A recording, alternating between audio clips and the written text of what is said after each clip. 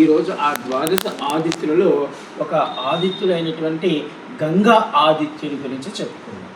ఈ గంగా ఆదిత్యుడి గురించి మనము ఈ ఆదివారం వీలైతే ఒక యాత్ర పెట్టుకుందాం అనుకుంటున్నాను. 1 గంట 2 గంటలు నడిచి మనం ఏదైనా ఆదిత్యులు వెళదాము. ఈ అంటే ఇప్పుడు కాశీఖండం 51వ అధ్యాయంలో 118 శ్లోకాలలో గంగాదిత్యుని వృత్తాంతము. అంటే మనకున్నటువంటి ద్వాదశ ఆదిత్యులలో గంగా ఆదిత్యుడు అంటే గంగాదిత్యుడు అనగా సూర్యనారాయణుడు. అంటే చూడండి, సాక్షాత్ సూర్య భగవానుడే విష్ణుమూర్తితో సమానమైనవాడు. మనకి ప్రత్యక్షంగా సమస్త భూమండలం కనబడతాడు ఆయన.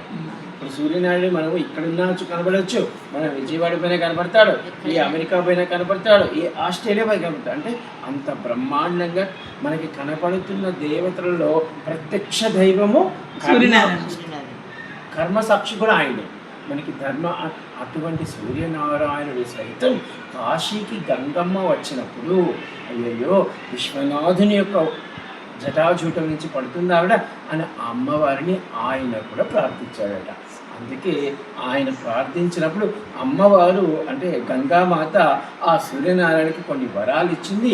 ఆ వరాలలో ఈశ్వరి సాక్షిగా ఇస్తుంది. కాబట్టి నీక నుంచి అంటే ఈ యొక్క సూర్యనారాయణుడు ప్రతిష్ఠించిన శివలింగము గంగా ఆదిత్యునిగా పిలువబడుతుంది. ఇప్పుడు ఆయన గురించి మనం చెప్పుకుంటున్నాం.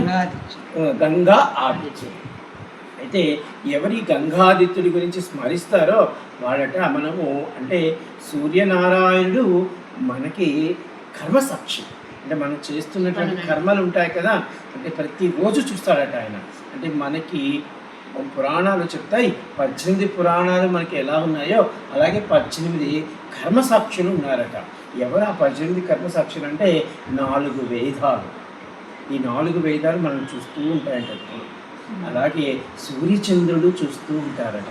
అలాగే పగలు రాత్రి చూస్తూ ఉంటుందట మనల్ని.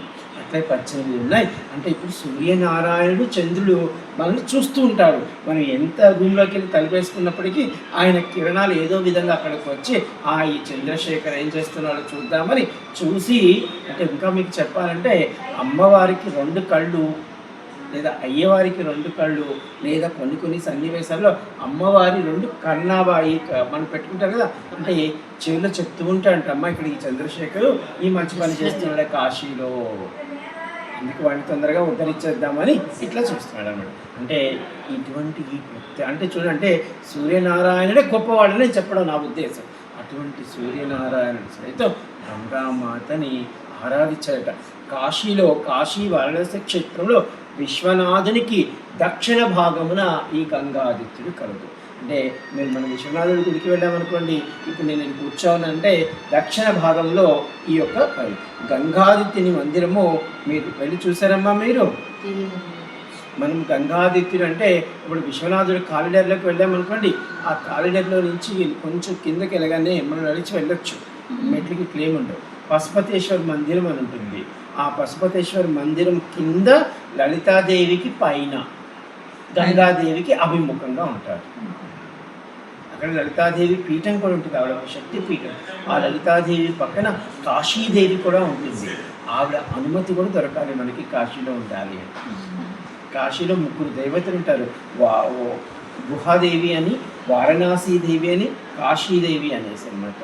వందే గుహం అంటే ఇక్కడ చూడండి, గంగాదిత్యుడు లలితా తీర్థము వద్ద మరియు పశుపతేశ్వర మందిరం కింద ఉంటాడు. మనం వెళ్ళి ఆయన చూడొచ్చు. నేను కాశీ వచ్చినప్పుడు ఈ ద్వాదశ ఆదిత్యులు అన్నీ తిరిగినప్పుడు ఈ గంగాదిత్యుడు కనిపించేవాడు కాదు. ఎందుకంటే అది చాలా కిందకి వెళ్ళి అది బాగా తెలిసిన వాళ్ళే చెప్పాలి. అందుకని నేను తర్వాత దాన్ని బాగా చూడడం జరిగింది.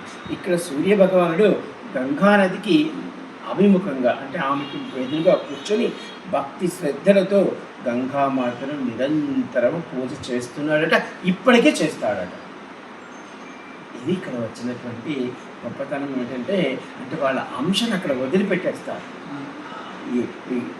పొడుస్తుమే గంగను చూస్తుంటాడు, మళ్ళీ అస్తమించేటప్పుడు గంగ అందుకు ఆయన ఎప్పుడు ఉన్నాడని ఆయన ఎప్పటికీ చూస్తూ ఉంటాడు. భగీరథుని తపస్సుచే గంగాదేవి భూలోకానికి వచ్చి కాశీకి వచ్చినప్పుడు, అంటే మనకి గంగాదేవి భగీరథుడు వచ్చాడు కదా, సగరుని యొక్క 60,000 మంది కుమారులు బూడిద కుప్పలు అయిపోతే ముని మనవడు ఆ ప్రయత్నం, అంటే 3 ప్రయత్నించారు, ముని మనవడు దాన్ని సాధించాడు. ముని మనవడైనటువంటి భగీరథుడు ఆ యొక్క ఈశ్వరి కృప వలన ఎక్కడో వైకుంఠంలో ఉన్నటువంటి గంగమ్మను కాశీకి, అంటే భూమికి తీసుకొచ్చాడు. భూమి నుంచి కాశీకి కూడా తీసుకొచ్చాడు. ఈ కాశీకి తీసుకొచ్చినప్పుడు ఈయన ఆమెని భక్తి శ్రద్ధలతో పూజ చేస్తున్నాడు.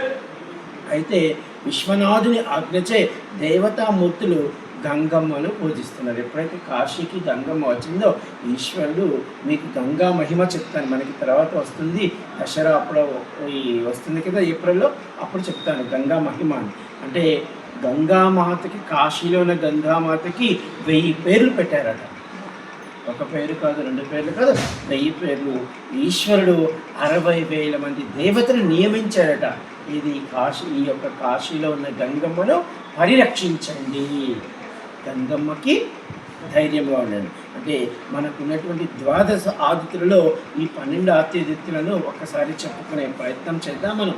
మొదటి ఆదిత్యుడు లోలార్క్ ఆదిత్యుడు, 2వ ఆదిత్యుడు విబల ఆదిత్యుడు, 3వ ఆదిత్యుడు సాంబాదిత్యుడు, 4వ ఆదిత్యుడు ఉత్తరార్క్ ఆదిత్యుడు, అలాగే కేశవ ఆదిత్యుడు, ఖగోళ ఆదిత్యుడు, అరుణాదిత్యుడు, మయూకాదిత్యుడు, యమాదిత్యుడు, గంగా ఆదిత్యుని గురించి మనం ఇప్పుడు చెప్పుకుంటాం. అలాగే ఇంకా మిగిలిన వారు వృద్ధాదిత్యుడు, అలాగే ద్రౌపదాదిత్యుడు, ఇలా ఉన్నారు. ఒక్కసారి మనం ఈ నామాలు చెప్తాను, ఒక్కొక్క నామం 3 సార్లు పలికే ప్రయత్నం చేద్దాం. ఓం ఖగోళాదిత్యాయ నమః. ఓం ఖగోళాదిత్యాయ నమః. ఓం ఖగోళాదిత్యాయ నమః. ఓం ఖగోళాదిత్యాయ నమః. ఓం ఖగోళాదిత్యాయ నమః. ఓం ఖగోళాదిత్యాయ నమః. ఓం విమలాదిత్యాయ నమః. ఓం విమలాదిత్యాయ నమః. ఓం విమలాదిత్యాయ నమః. ఓం విమలాదిత్యాయ నమః. ఓం విమలాదిత్యాయ నమః. ఓం విమలాదిత్యాయ నమః. ఓం సాంబాదిత్యాయ నమః. ఓం సాంబాదిత్యాయ నమః. ఓం సాంబాదిత్యాయ నమః. ఓం సాంబాదిత్యాయ నమః. ఓం సాంబాదిత్యాయ నమః. ఓం సాంబాదిత్యాయ నమః. ఓం ఉత్తరార్కాదిత్యాయ నమః. ఓం ఉత్తరార్కాదిత్యాయ నమః. ఓం ఉత్తరార్కాదిత్యాయ నమః. ఓం ఉత్తరార్కాదిత్యాయ నమః. ఓం ఉత్తరార్కాదిత్యాయ నమః. ఓం ఉత్తరార్కాదిత్యాయ నమః. ఓం కేశవాదిత్యాయ నమః. ఓం కేశవాదిత్యాయ నమః. ఓం కేశవాదిత్యాయ నమః. ఓం కేశవాదిత్యాయ నమః. ఓం కేశవాదిత్యాయ నమః. ఓం కేశవాదిత్యాయ నమః. ఓం అరుణాదిత్యాయ నమః. ఓం అరుణాదిత్యాయ నమః. ఓం అరుణాదిత్యాయ నమః. ఓం అరుణాదిత్యాయ నమః. ఓం అరుణాదిత్యాయ నమః. ఓం అరుణాదిత్యాయ నమః. ఓం మయూకాదిత్యాయ నమః. ఓం మయూకాదిత్యాయ నమః. ఓం మయూకాదిత్యాయ నమః. ఓం మయూకాదిత్యాయ నమః. ఓం మయూకాదిత్యాయ నమః. ఓం మయూకాదిత్యాయ నమః. ఓం గంగాదిత్యాయ నమః. ఓం గంగాదిత్యాయ నమః. ఓం గంగాదిత్యాయ నమః. ఓం గంగాదిత్యాయ నమః. ఓం గంగాదిత్యాయ నమః. ఓం గంగాదిత్యాయ నమః. ఓం వృద్ధాదిత్యాయ నమః. ఓం వృద్ధాదిత్యాయ నమః. ఓం వృద్ధాదిత్యాయ నమః. ఓం వృద్ధాదిత్యాయ నమః. ఓం వృద్ధాదిత్యాయ నమః. ఓం వృద్ధాదిత్యాయ నమః. ఓం ద్రౌపదాదిత్యాయ నమః. ఓం ద్రౌపదాదిత్యాయ నమః. ఓం ద్రౌపదాదిత్యాయ నమః. ఓం ద్రౌపదాదిత్యాయ నమః. ఓం ద్రౌపదాదిత్యాయ నమః. ఓం ద్రౌపదాదిత్యాయ నమః. మనము కాశీలో ఉన్న ఈ 12 ద్వాదశ ఆదిత్యులను మనము స్మరించాం కాబట్టి మనకి సంపూర్ణ ఆరోగ్యము ఆ యొక్క ద్వాదశ ఆదిత్యులైనటువంటి సూర్యనారాయణుడు మనకి ఇవ్వాలని సదా కోరుకుందాం. జయ కాశీశ్వరుడు. గంగాదిత్యుని పూజించడం వలన కలుగు లాభములు, అంటే ఈ ఒక్కొక్క ఆదిత్యుని మనం పూజించినట్లయితే ఒక్కొక్క లాభాలు మనకి కలుగుతాయి. అయితే ఇప్పుడు ఈ గంగాదిత్యుని పూజిస్తే ఏం ఫలితాలు కలుగుతాయి అంటే, గంగా స్నానము కన్నా గంగాదిత్యుని ఆశీర్వాదంతో సకల పాపాలు పోయి సంపూర్ణ ఆరోగ్యం కలుగుతుంది. అంటే క్షమించాలి, కొంతమంది వస్తారు పాపం బాగలేని వాళ్ళు వస్తారు, ఆ మెట్లు దిగి కిందకి వెళ్ళి స్నానం చేయలేకపోతారు, లేదా స్నానం చేయడానికి వాళ్ళ శరీరం కూడా సహకరించకపోవచ్చు, వాళ్ళ ఒక వేడి నీళ్ళతో స్నానం చేయాల్సి ఉంటుంది, లేదా ఒళ్ళు తుడుచుకునే పరిస్థితులు ఉంటుంది.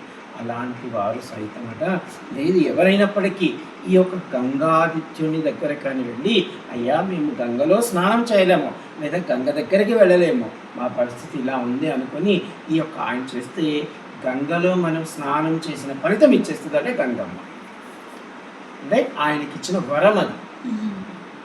ఇప్పుడు గంగామాత గంగాదిత్యునికి ఇచ్చిన వరం ఏంటంటే ఎవరు నీ చెంతకు వచ్చి నిన్ను స్మరిస్తారో వాళ్ళకి నాలో స్నానం చేయకపోయినా సరే వాళ్ళ పాపాలు నేను తీసేస్తాను అని చెప్తాను. గంగాదిత్యుని ఆశీర్వాదంతో ఏ పదార్థము మనం తిన్నప్పటికీ అది సంపూర్ణ ఆరోగ్యాన్ని ఇస్తుందట. అంటే చూడండి ఒక్కొక్కసారి మనం ఏదో తింటాం, అబ్బాయి ఈరోజు తిన్నానమ్మా ఎంద రాత్రి నా కడుపు బాగలేదు లేకపోతే నాకు ఏదోగా ఉంది వాంతులు అవుతున్నాయి ఏదో చెప్పుకుంటాం. కానీ గంగాదిత్యుని యొక్క అనుగ్రహం కానీ మనకు ఉన్నట్లయితే మనం ఎటువంటి పాడైపోయిన పదార్థం తిన్నప్పటికీ కూడా మనకి సంపూర్ణ ఆరోగ్యము కలుగుతుంది. మనం అంటూ ఉంటాం కొంతమంది వాడు రాయి తిన్నా బతికిపోతాడులే వాడు అంటే ఏంటి ఇది అర్థం అన్నమాట. గంగాదిత్యుని దర్శనము మరియు పూజ వలన జీవితంలో ఎటువంటి మోసాలు కానీ అపాయములు కానీ జరగకుండా సూర్య భగవానుడు గంగామాత మనల్ని రక్షిస్తారట. అంటే క్షమించాలి మనం ఇప్పుడు కాశీకి వచ్చిన తర్వాత ఇక్కడ చాలామంది మోసపోతూ ఉంటారు. అంటే మోసపోరు ఇక్కడ. దీని అర్థం ఏమిటంటే ఈశ్వరుడు వాళ్ళ పాపాన్ని లాగిస్తున్నారు. ఎవరో వచ్చారు పాపం మన కాశీకి, వాళ్ళ దగ్గర ఒక జేబులో నుంచి ఒక 10,000 డబ్బులు పోయినాయి. వాళ్ళు అనుకుంటారు అయ్యో మేము ఇంత కష్టపడి వచ్చాం 10,000 మా డబ్బులు పోయింది అంటారు. కానీ లోపల పరమార్థం ఏమిటి అంటే ఈశ్వరుడు ఏదో జన్మలో వాళ్ళ 10,000 అంటే ఈ 10,000తో మీరు ఏదో తినగానే తింటారేమో పోరాని దగ్గరికి పోతారేమో అందుకని ఈశ్వరుడు తీసిపెట్టి. ఈరోజు మా సార్ గారు లేరండి, ఆయన కేశవర్ గారు కేశవ్ గారు ఆయన బండి వేసుకుని వెళ్తుంటే మరి